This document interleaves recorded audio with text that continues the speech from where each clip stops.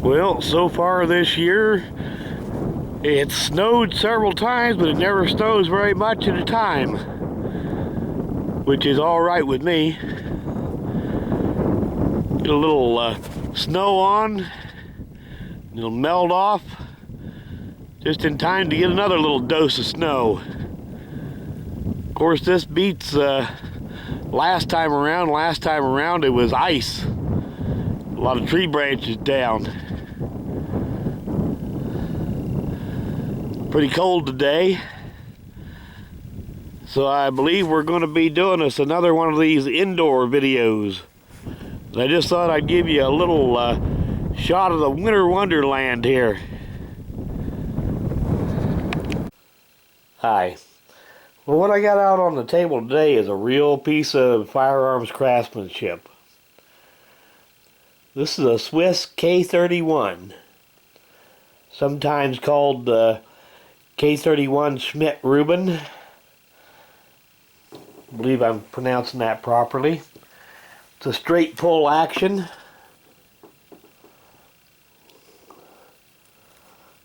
See if we get these markings to show up here. Got the Swiss cross. All the proof marks. Serial numbers found in a number of places on these. This one is all matching. So got the serial number on the bolt and on the magazine as well.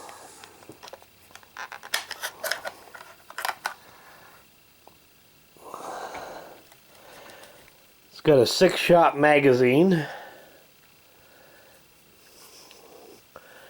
These are a pretty precision-made rifle. They claim that these will hold a 16-inch group at 1,000 meters, which is roughly 1,100 yards, which would be 5/8 of a mile. That's fairly impressive. You can see the sights are graduated out to 1,500 meters, which might be a little bit ambitious, but what they say about a 16-inch group at 5/8 of a mile, maybe not so much. The rear sight is just adjustable for elevation. The front sight is adjustable for windage. I don't know how well it's going to show up there, but you see the way that front sight is set in there in a groove. You move it forward and backwards in that groove, changes your windage.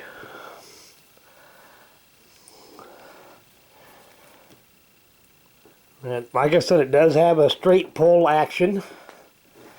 So get this to show up here.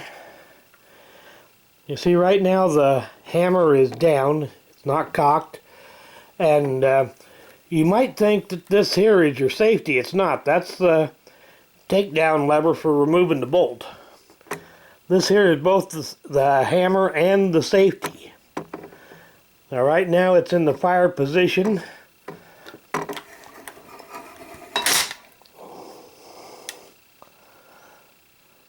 Pulling it back cocks the bolt.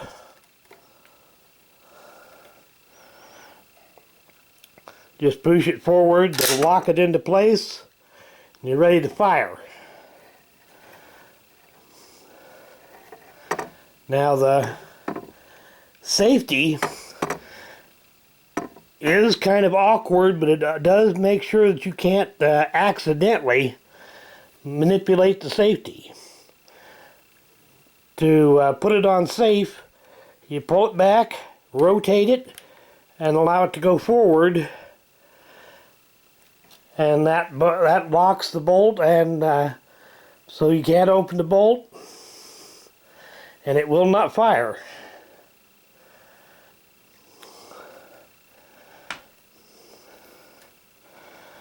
Like I said, that's kind of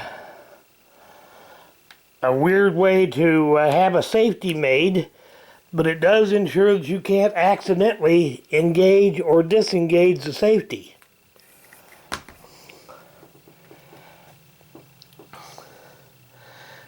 It's got a 2-stage trigger,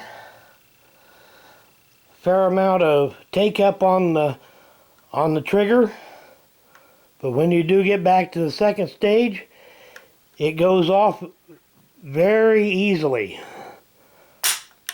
Excellent trigger for a military rifle.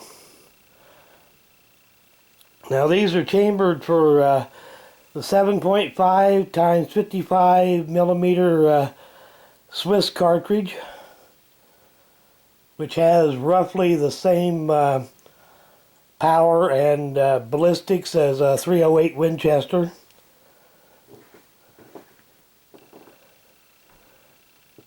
Some people call these the Swiss watch of rifles. Very well made. They were used, made from 1931 onward. Not sure when they quit making them. I do know that they were still using them up into the 60s and 70s when they started transitioning to automatic rifles. This one's in very nice shape, which is typical for these rifles. The way the Swiss military operated was that everybody that was a member of the military kept their rifle and their ammunition and the rest of their military equipment in their homes. So these very few of these rifles got kicked around and neglected in an armory. These were always kept in people's homes, and typically when they retired from the military, they were given to whoever had been taking care of them for that long. The way I understand it, the way that the Swiss military worked at that time anyway, was everybody kept their equipment in their homes, and every male between the ages, I believe, of 18 and 45 was a member of the military. And they kept all their equipment in their home, and if it came to the point where Switzerland was being invaded, they were to take their weapons and equipment, head for the hills, and resist. And with all the mountains that Switzerland has, all the rocky terrain that you couldn't get vehicles through, I would imagine that strategy would be very, very successful. If you had to dig thousands and thousands of people out of the mountains, especially if they had rifles like this that they could pick you off with while you was hunting for them, that would be a nightmare, and maybe one of the main reasons that Switzerland was never really invaded during World War I or World War II or before that. But anyway, I thought I'd do a quick tabletop video with it. So, thanks for watching.